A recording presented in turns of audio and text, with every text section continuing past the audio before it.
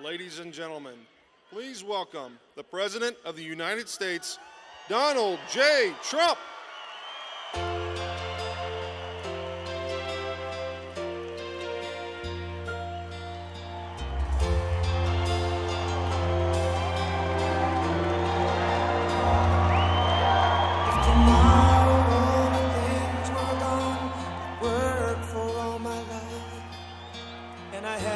Start again with just my children and my wife.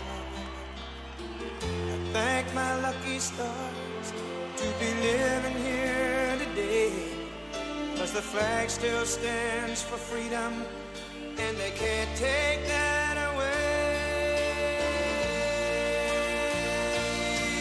And I'm proud to be an American, where at least I know I'm free. And I won't forget the men who died, who gave that right to me. And I gladly stand up next to you and defend her still. From the lakes of Minnesota to the hills of Tennessee, across the plains of LA, where there's pride in every American heart. And it's time we stand and say that I'm proud to be an American, where at least I know I'm free. And I won't forget the men who died, who gave that right to me.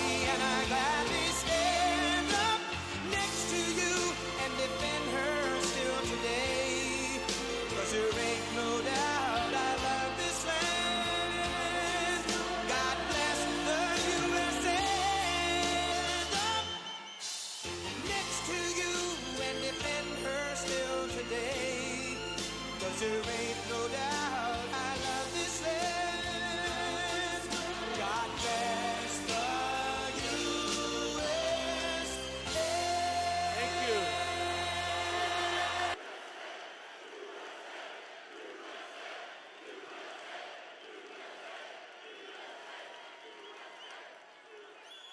Hello, Montana. This is going to be a lot of fun. Thank you. It's going to be a lot of fun.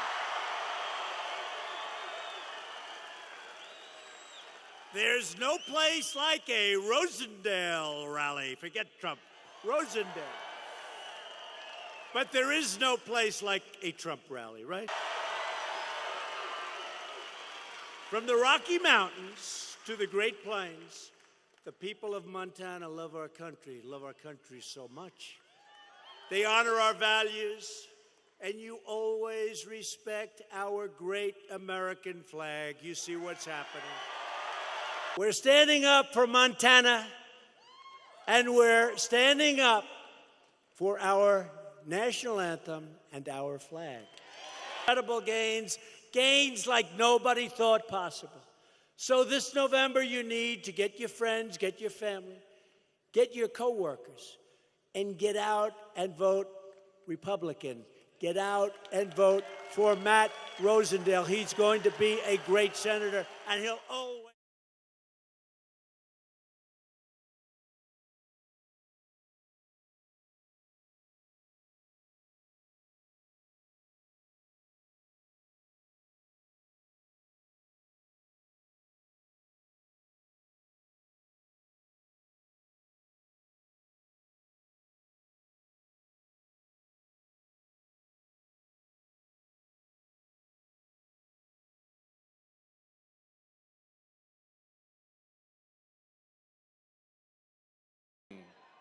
Please welcome the 45th President of the United States of America, Donald J. Trump! And I'm proud to be an American, where at least I know I'm free. And I won't forget the men who died, who gave that right to me. And I gladly stand up next to you and defend her still today.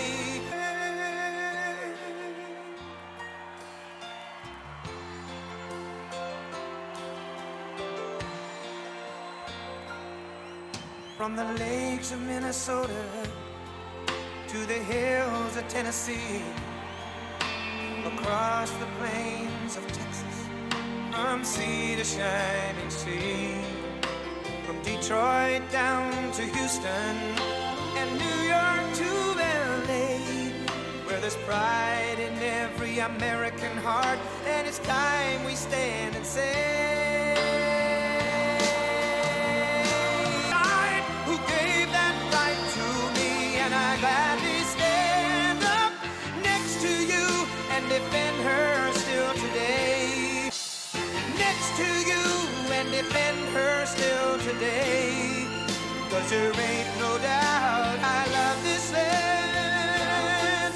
God bless the USA.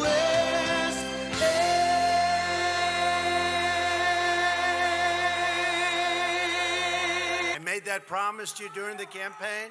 I made that promise to you during the primaries. Remember? I made that promise. Promises made, promises kept. Right? On November 6th, you have the chance to stop the radical Democrats by electing a Republican House and a Republican Senate. So we need the votes. We have a majority that if one person has a cold, we have to hold the vote. I mean, we don't have, it's like we hardly have a majority. We need votes. Early voting is now underway, and you know that. You got to get out early voting. Go out now and vote. Leave here now immediately. Is it still open? Yes, get the hell out of here. Early voting. And in their lust for power, the Democrats, or as some people would say, the Dims, the Dims. Who says that? Lou Dobbs, the great Lou Dobbs, he says that, right? Sean Hannity says that. The Dims. Sean Hannity. I am especially thrilled to introduce a person just to come up for a second to say a couple of words, because she has become a real star in the Republican Party and in politics. Kim Reynolds, she fights every day for the people of Iowa, and she always delivers, and wow, does she have my endorsement. She's incredible. Kim, please come up. Kim Reynolds. Kim Reynolds.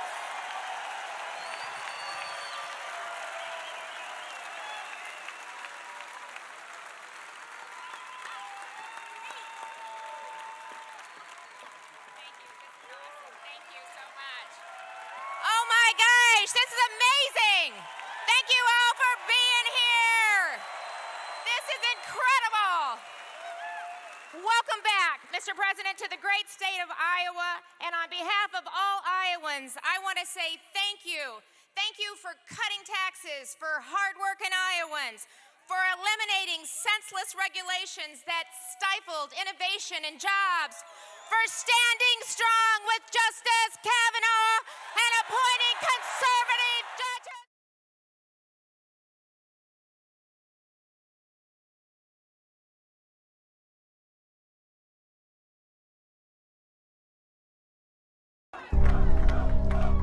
I am going to be the greatest jobs president that God ever created. Remember that. We've unleashed energy. We're moving to fix a broken world trading system. You can see big numbers on capital spending, business investment. Productivity is going to come from that. Higher wages for ordinary working folks throughout the country. This is a good story. It's a solid story. My hunch is We're having the best economy we've ever had in the history of our country. This is the time to straighten out the worst trade deals ever made by any country on earth ever in history. These deals were made by people, I don't know if they didn't understand or if they didn't care or if they didn't frankly love our country. But we have the worst trade deals ever made in history. But now they're becoming good again. We're here today because America never surrenders. We don't wave the white flag. We only wave the flag that we love. It's called red, white, and blue, and it's beautiful. America's fighting back, and we're winning. We're winning. Your two great congressmen, we talked about winning before. They came up to me and they said, you know, we've never seen anything like what's happening in this country. But nobody has, because it's never happened before what's happening with us right now. But this is a special industry to me. This is steel. We have people that are incompetent running our country. We don't know what we're doing. Our jobs are going to Mexico. China is dumping steel all over the place. By the way, all over the world, just so you feel better. But China is dumping steel. The steel mills, I see what's going on. This was the steel on a daily basis. It's not going to happen anymore. We have the greatest business people right now in the world. They call me all the time. They want to be involved. We have political hacks negotiating our deals for billions and billions and billions of dollars. Not going to happen anymore. We're going to use the finest business people in the world. We are going to do something so good and so fast and so strong, and the world is going to respect us again. Believe me. And to disappoint you. This is tough. But I did win that women's vote, didn't I? Remember they said, embarrassed to say this, because Hispanic, African American, Asian, best numbers in history.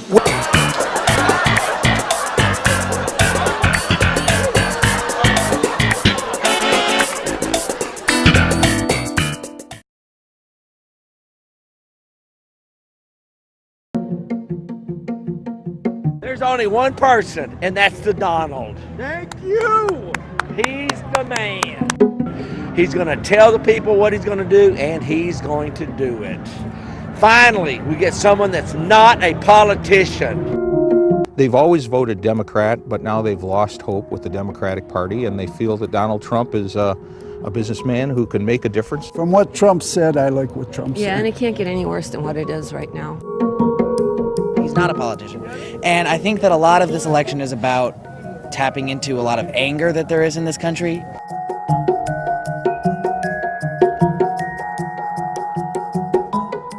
So many of our politicians, they complain about this, oh, this shouldn't be done, that, but they don't do a thing about it. And I'm talking about the Republican Party, the establishment.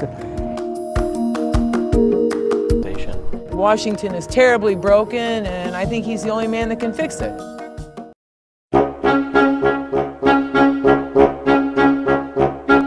Will Trump win the nomination? Yes, he will. I think he can do it. And what do you like most about Donald Trump? I like your accent.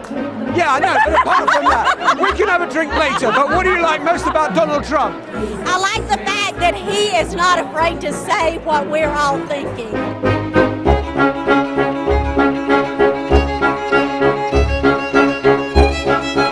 What is it you like about him? I like his no bullshit policy, attitude.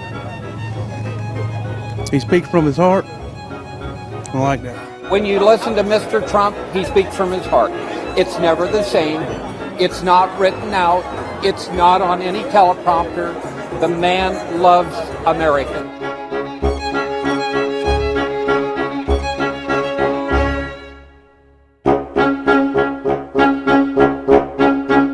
I like the guy. A little off the wall, but that's Trump, you know?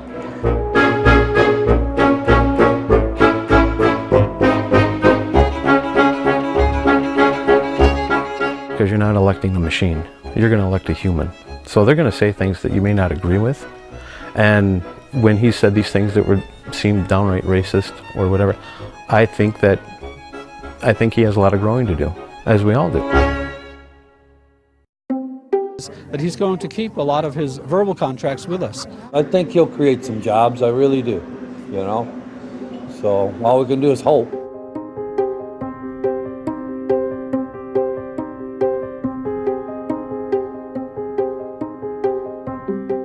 I I think having someone that can run a great corporation is a good candidate to run as president. I think somebody who has run a multi-billion-dollar empire that he's built from the ground up and has negotiated with companies from other countries is much better suited than a freshman senator. I think this country is hurt financially and needs some really good help, and I think Donald's the one to do it.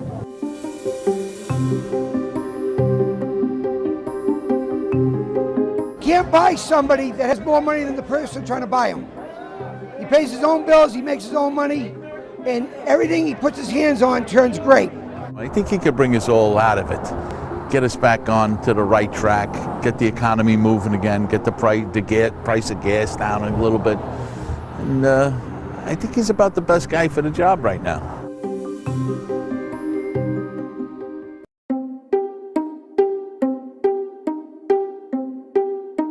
We're going to create border. We're going to build a wall. To build a wall, who's going to pay for the wall? Trump, he's a fighter. I'm a fighter. So we need somebody that's going to go into D.C. and fight for us, probably at least half the pay, sometimes even less. So when Trump came out with the immigration thing, and the first thing out of the gate,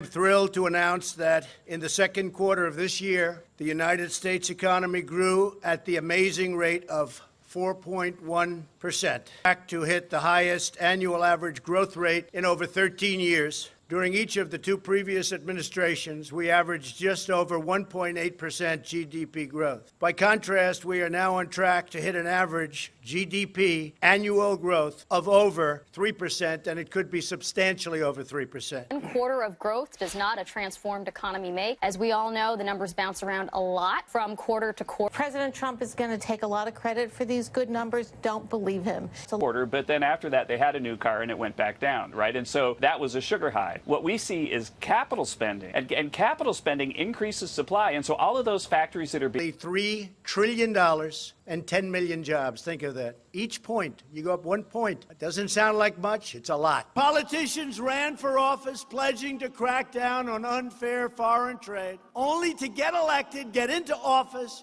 and then do absolutely nothing except let our country get ripped off. But I'm not like other politicians. I've never been a politician before. I only started 2.5 years ago, and I became president. How am I doing, okay? But I keep my promises, and I keep my promises to your industry, and I keep my promises to the workers of this country. In the event Donald wins, I have no doubt in my mind the market tanks. It's my opinion that within the next 2 years, I think we'll get 4% growth. You and your magic beanstalk beans are not being realistic. If economic growth continues at this pace, the United States economy will double in size more than 10 years faster than it would have under either President Bush or President Obama. There's just no way to see how you can get that kind of growth unless you really, it just doesn't make sense. Most liberal economists said it would be impossible for Trump to get to 3 or 4% growth, and we're there now. We've accomplished an economic turnaround of historic proportions. When I came into office, 1.5 million fewer prime-age Americans were working than 8 years before. We had lost almost 200,000 manufacturing jobs under the previous administration, and you all know. They say, well, you have to lose manufacturing jobs. It'll get worse and worse. Manufacturing jobs are obsolete. No, you're leading the entire world. They say it almost each and every time. America is being respected again, and America is winning again because we are finally putting America first. We have added 3.7 million new jobs since the election, a number that is unthinkable if you go back to the campaign. Nobody would have said it. Nobody would have even in an optimistic way projected it. We are in the midst of the longest positive job growth streak in history. New unemployment claims have recently achieved their lowest level in almost half a century. The United States and the European Union together count for more than 830 million citizens and more than 50% of the global GDP. In other words, together we're more than 50% of trade. Already today, the United States and the European Union have a $1 trillion bilateral trade relationship, the largest economic relationship anywhere in the world. This is why we agreed today, first of all, to work together towards zero tariffs, zero non-tariff barriers, and zero subsidies on non-auto industrial goods. Thank you. We will also work to reduce barriers and increase trade in services, chemicals, pharmaceuticals, medical products, as well as soybeans. Soybeans is a big deal. And the European Union is going to start almost immediately to buy a lot of soybeans. They're a tremendous market. Buy a lot of soybeans from our farmers. This will open markets for farmers and workers, increase investment, and lead to greater prosperity in both the United States and the European Union. It will also make trade fairer and more reciprocal, my favorite word, reciprocal. Secondly, we agreed to a strengthening of our strategic cooperation with respect to energy. The European Union wants to import more liquefied natural gas, LNG, from the United States, and they're going to be a very, very big... Is President Trump just wrapping up a rally in Topeka, Kansas? A really very, very positive end to the United States Supreme Court. It's the culmination of one of the most contentious Supreme Court hearings that we've ever seen in American history. And this president, of course, in Topeka, Kansas, talking about all of the great things that have been done. A huge day for him, a huge day for the fired up President Trump, clearly doing what he does best, just wrapping up that rally speech in Topeka, Kansas.